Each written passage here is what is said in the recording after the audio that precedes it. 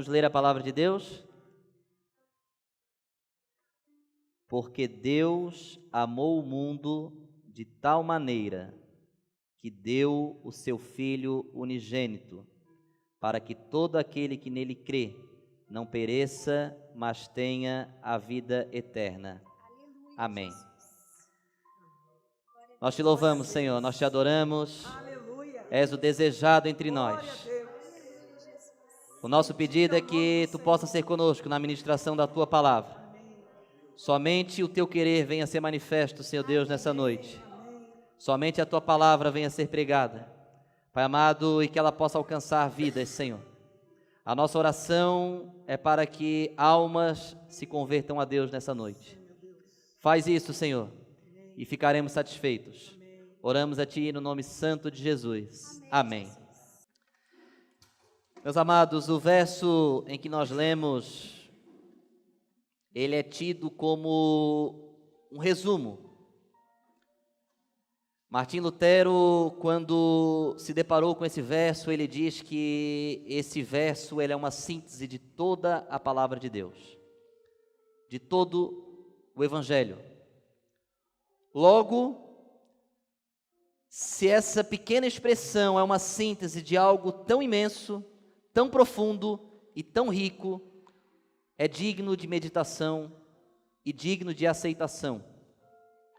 O que nós vamos falar nessa noite e o que nós temos para propor à igreja nessa noite, aquilo que o Espírito Santo quer falar ao seu coração nessa noite, a proposta que o Yeshua tem para você nessa noite, é certamente a proposta mais rica que você vai receber em toda a sua vida. O convite do Espírito Santo de Deus para você nessa noite é para que você faça parte de um grupo que será arrebatado para se encontrar com Deus.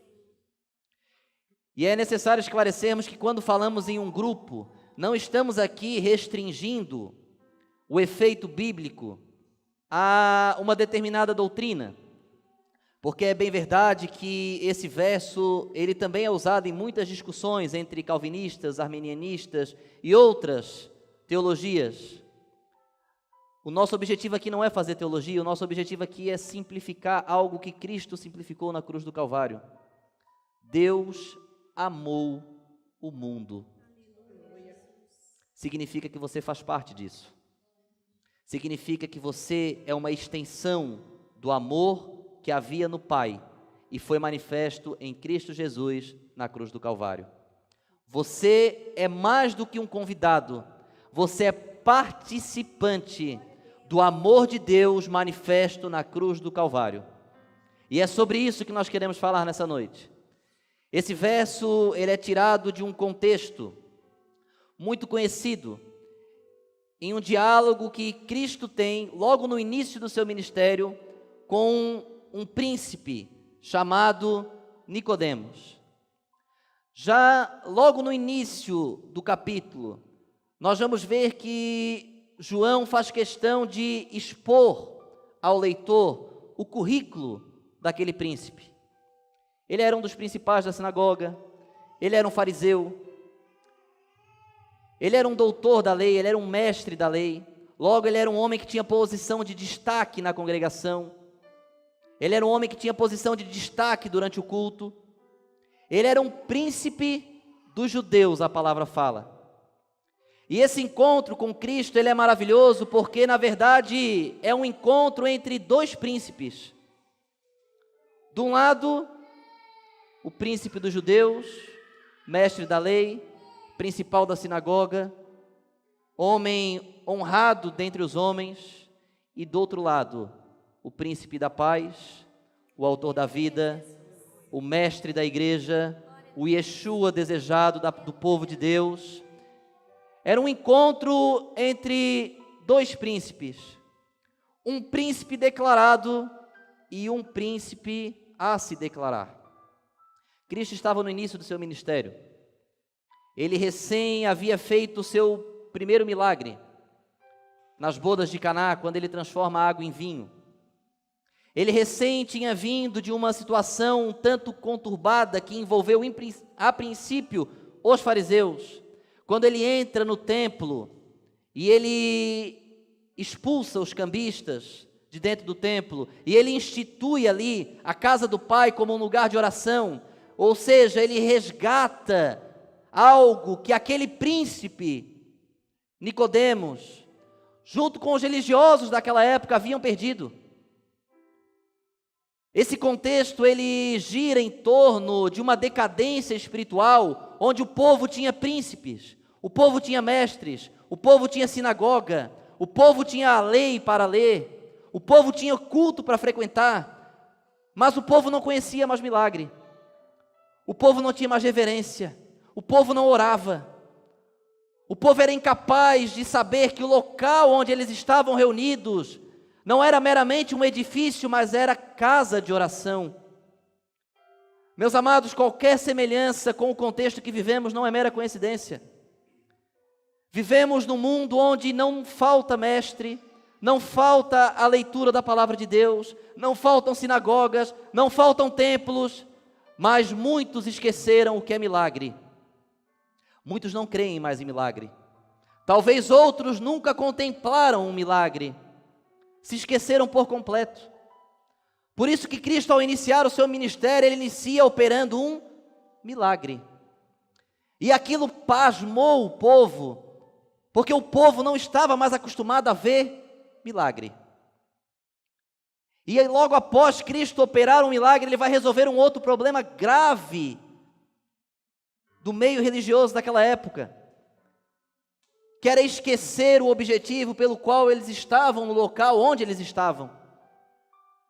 Eu gostaria de perguntar a você que nos ouve, ao sair da sua casa e vir até esse lugar, você assentou, você tinha no seu coração consciência do local onde você estava vindo? Você estando aqui, você tem consciência do local onde você está? Ou o que você veio buscar é meramente mais uma pregação? Ou o que você veio buscar é meramente mais uma leitura bíblica? Ou o que você veio buscar é meramente mais um louvor sendo entoado, mais um instrumento sendo tocado, mais um templo edificado, mais bancos para sentar? Porque era isso que aquele povo ia buscar. Aquele povo não ia mais para o templo para buscar milagre. Aquele povo esqueceu que era milagre.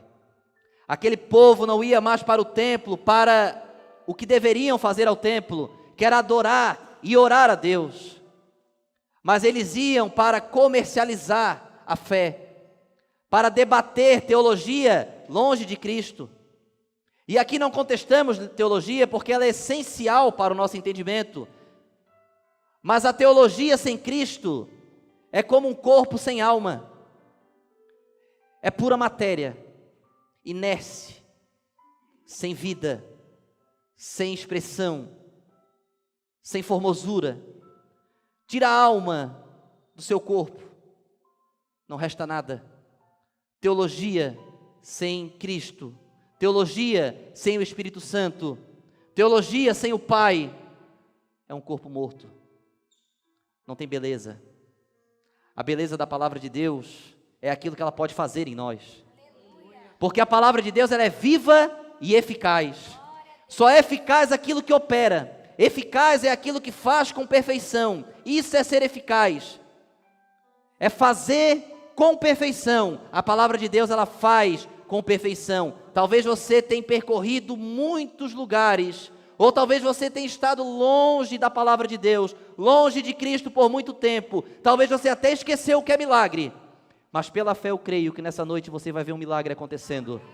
Esse milagre é o Espírito Santo trabalhando na sua vida através da palavra de Deus, que é eficaz. Ela sabe fazer, ela sabe mudar o seu pensamento, ela sabe mudar o seu coração, ela sabe mudar a sua convicção, ela sabe mudar a sua maneira de ser, a sua maneira de vestir, a sua maneira de falar. Ela sabe fazer, ela é eficaz no que ela faz. Deus tem poder para transformar a sua alma, e Ele deseja, e Ele quer ardentemente transformar a sua alma nessa noite. O primeiro milagre de Jesus Cristo foi transformação. Ele transformou. E o primeiro milagre, que pela fé nós cremos, veremos nesse culto é transformação de vidas. Pessoas que entraram na casa de Deus sem cor, sem sabor, transparentes quase, sairão daqui ricas em sabor, ricas em nutrientes, ricas em alimento, sairão daqui satisfeitas, porque a palavra de Deus, ela é viva e eficaz. Você crê nisso?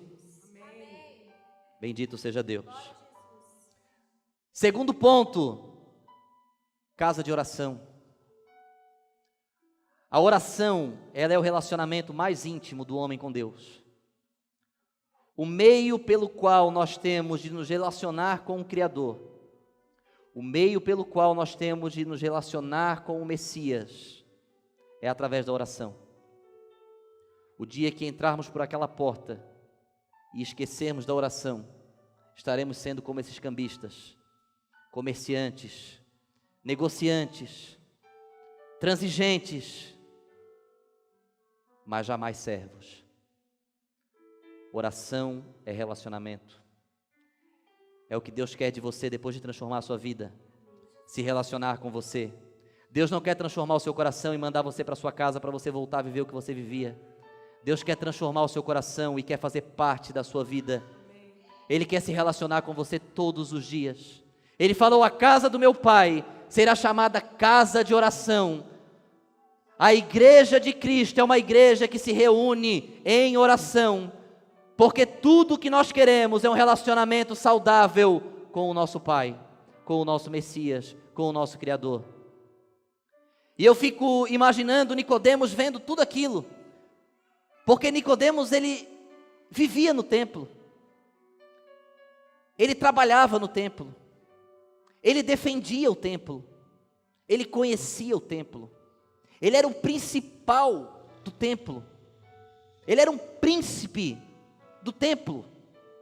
E eu fico imaginando a confusão na mente desse príncipe agora, vendo que um nazareno simples,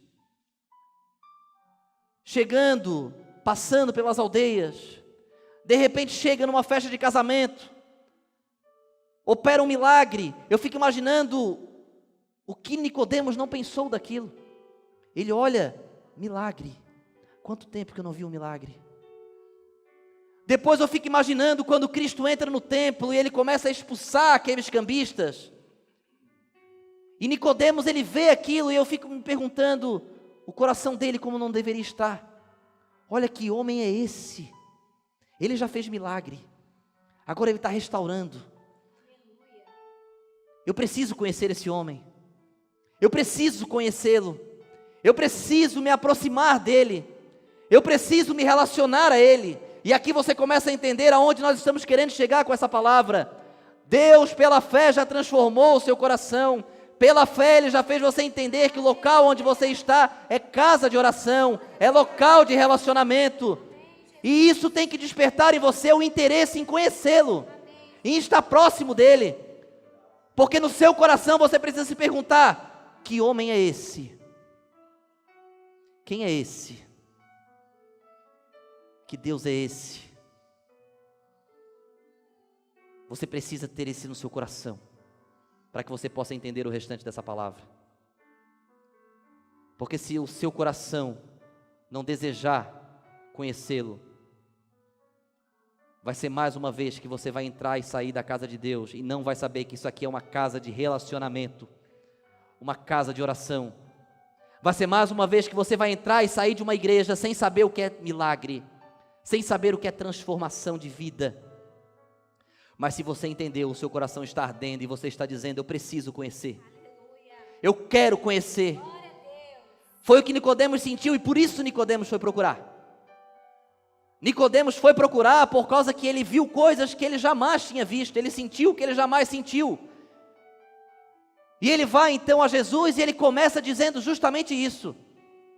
Ele diz: olha, Rabi, certamente tu és um mestre vindo de Deus, porque ninguém faz o que tu faz se Deus não for contigo.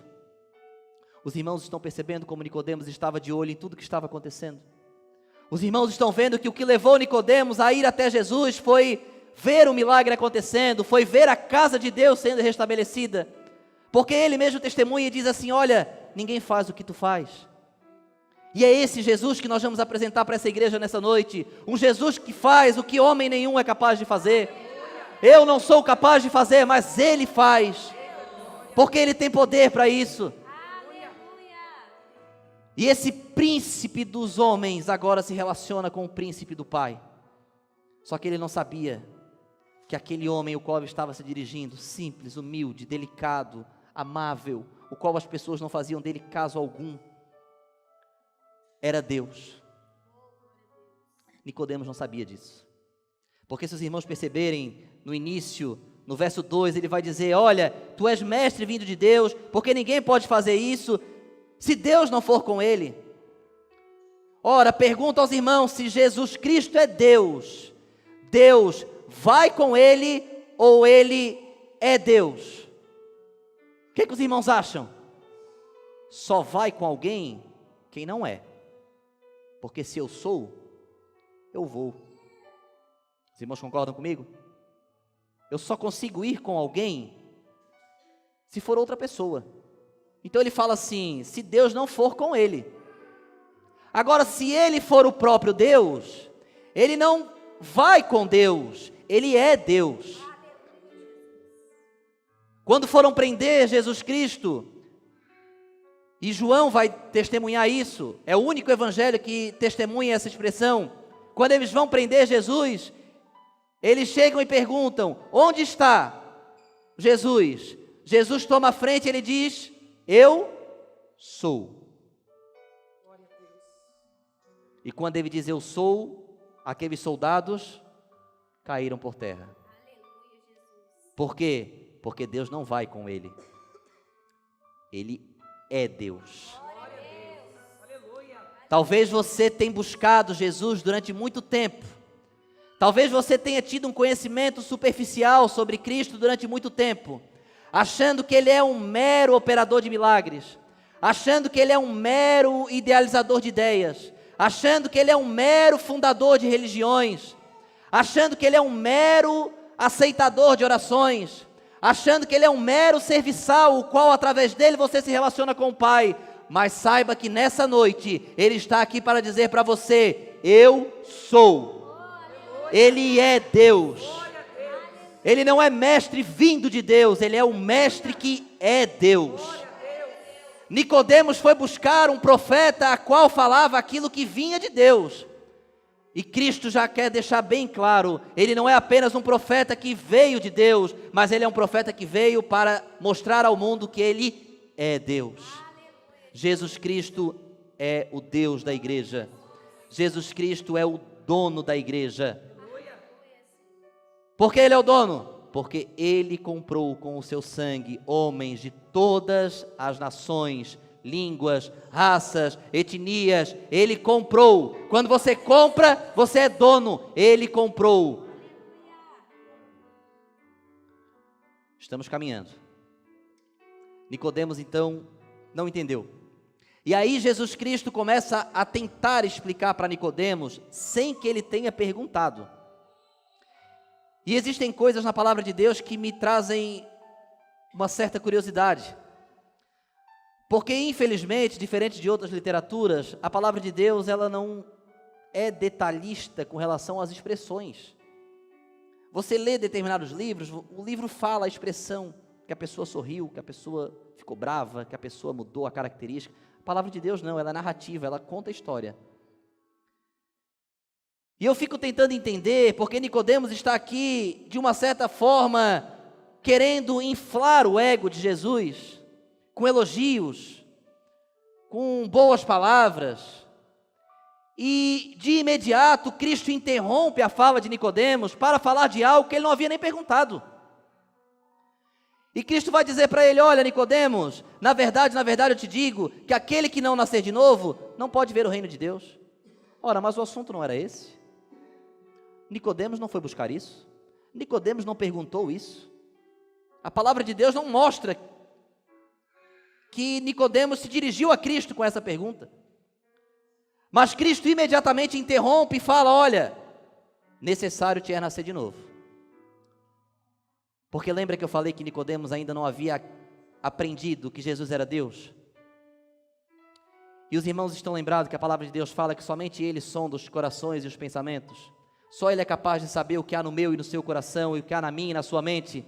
Nesse momento, Cristo está mostrando para Nicodemos que Ele é Deus. Porque Cristo está dizendo para Nicodemos: olha, você nem perguntou ainda, mas eu sei o que você veio buscar. O reino dos céus que você quer só é possível se você nascer de novo. Cristo sabia o que levou Nicodemos até aquele lugar. Cristo sabe o que te trouxe a esse lugar nessa noite. Eu não sei, mas Cristo sabe. Cristo sabe o que passa na sua mente e no seu coração. Eu não sei o que fez você passar por aquela porta. Eu não sei o que fez você chegar a esse lugar nessa noite. Eu não sei o que você veio buscar aqui nessa igreja nessa noite. Eu não sei se para você Jesus Cristo já era Deus ou se Ele era meramente um profeta que andava com Deus. Eu não sei se há muito tempo você não entendia a igreja como uma casa de oração, como um local de relacionamento. Eu não sei se há muito tempo você não vê milagre acontecendo, se talvez você nem acredita mais em milagre, mas uma coisa eu sei, porque a palavra de Deus me afirma: na verdade eu te digo, o que você veio buscar é reino dos céus. O que você veio buscar é salvação, e para ter é necessário que você seja transformado, que você seja regenerado, que você nasça de novo. E aqui inicia-se um outro debate sobre uma doutrina chamada regeneração, a qual nós não vamos falar nessa noite, porque é um tema muito extenso. Mas Nicodemos não entendeu nada. Nicodemos estava confuso. E eu me coloco no lugar dele, porque tendo o texto bíblico e lendo, relendo várias vezes, a gente até consegue entender. Mas agora, no momento do diálogo, muitas coisas acabam passando desapercebidas e a gente não consegue juntar e chegar a um correto entendimento. E Nicodemos tanto não entendeu que Nicodemos não creu, ao ponto de próprio de Jesus dizer para ele no verso 12 do capítulo 3, ele diz: se vos falei de coisas terrestres e não crestes, como crereis se vos falar das coisas celestiais? O que Cristo está dizendo para Nicodemos é: se você for incapaz de entender aquilo que é carnal, como que você vai fazer para nascer de novo? Como que você vai fazer para mudar de vida? Como que você vai fazer para abandonar o pecado, para abandonar o vício, para abandonar a arrogância, para abandonar aquilo que te leva até Deus? Se você não é capaz de entender isso, como que você vai entender o céu?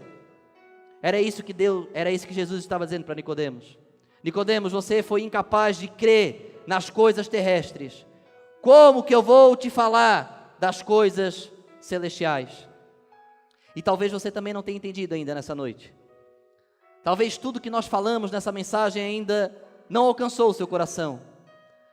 Talvez você ainda esteja duvidando que Jesus Cristo é Deus. Talvez você ainda duvide que milagres podem acontecer. Talvez você ainda duvide que existe um lugar sério, uma igreja séria, onde o objetivo e o desejo daqueles que congregam é servir a Deus em oração, é chegar ao céu. Talvez você esteja duvidando disso também. Talvez você pode até duvidar que Jesus Cristo é Deus, porque Nicodemos também duvidou, e ele estava de frente para Cristo. E aí Cristo resolveu facilitar. Já estamos chegando no verso. Eu deixei o verso para o final. Jesus Cristo resolveu facilitar. E nessa noite nós vamos facilitar para a igreja também. Cristo falou: olha, Nicodemos, até agora eu falei de assuntos que tu não conhece, por isso tu não entendeu.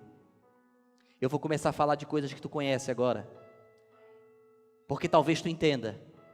E aí Cristo vai dizer para ele assim: como Moisés levantou a serpente no deserto, assim importa que o Filho do Homem seja levantado. Essa expressão os irmãos vão encontrar no livro de Números, lá no Antigo Testamento. Números, capítulo 21, versos 5 a 9. Os irmãos vão encontrar o momento onde Israel, após vencer uma batalha, Israel começa a questionar a autoridade de Deus. Israel começa a questionar a autoridade de Moisés. Israel começa a falar contra Deus, a palavra fala. E a ira de Deus se encheu.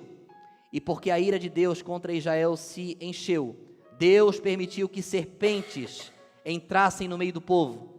E aquelas serpentes começaram a picar todos do arraial de Israel. E a palavra fala que muitos de Israel morreram. E o povo temeu, por quê? Porque o povo estava morrendo. As pessoas estavam morrendo. O desespero passou a tomar conta, porque de repente o pai olhava para o lado e via o seu filho falecendo pela picada da serpente. O marido olhava para a esposa e a esposa estava falecendo, a esposa para o marido, o filho para a mãe. O ambiente era catastrófico, era de morte. Porque o povo havia se desviado, o povo havia se afastado, o povo havia duvidado de Deus.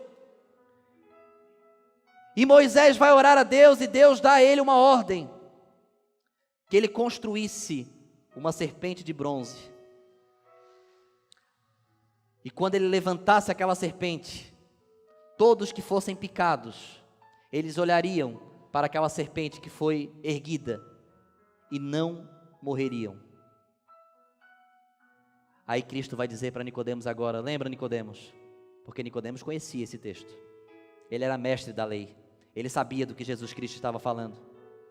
Lembra Nicodemos?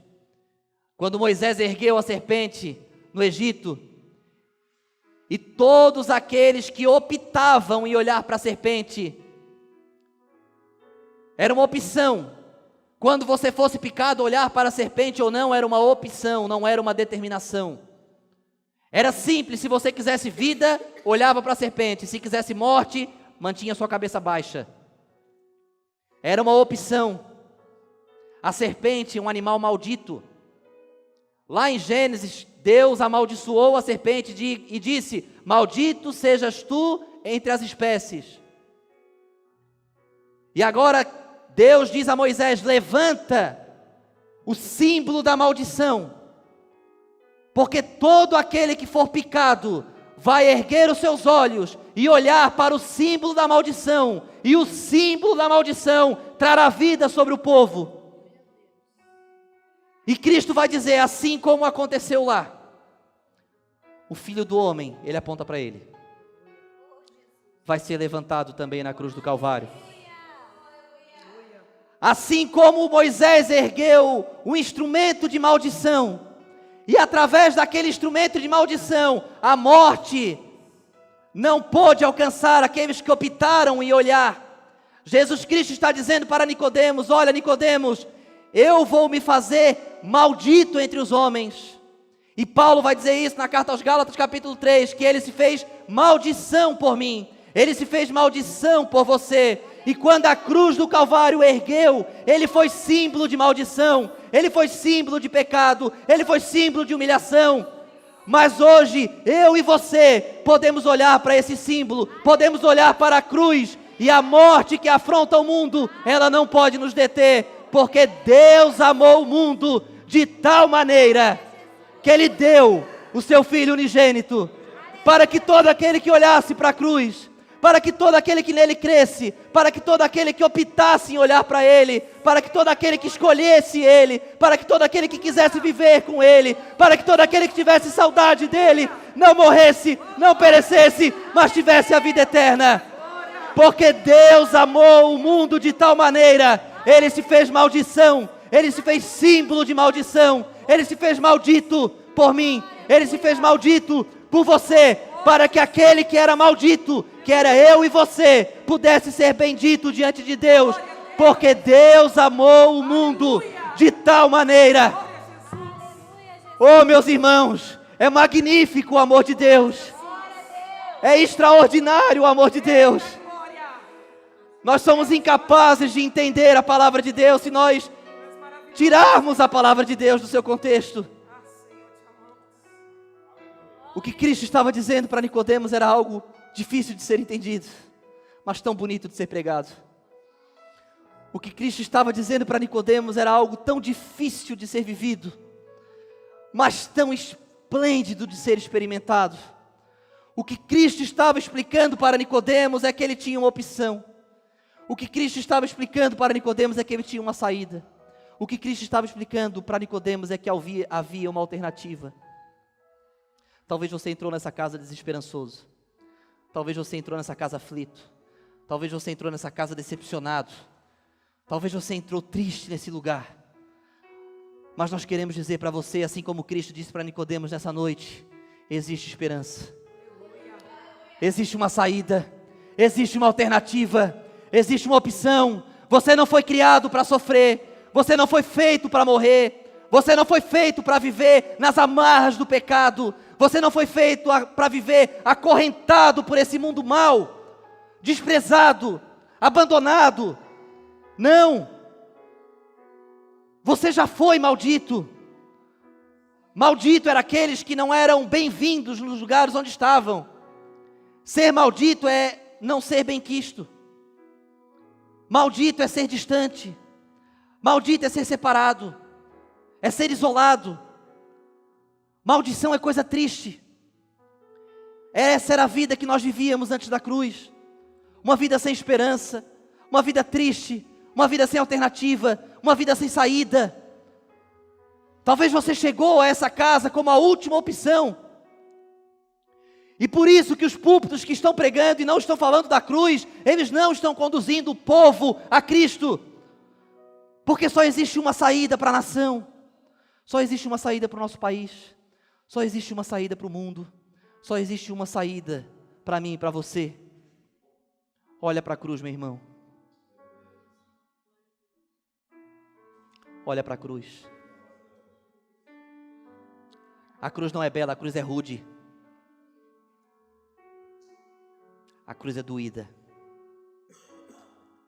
A cruz é dolorida. A cruz foi rude com Cristo.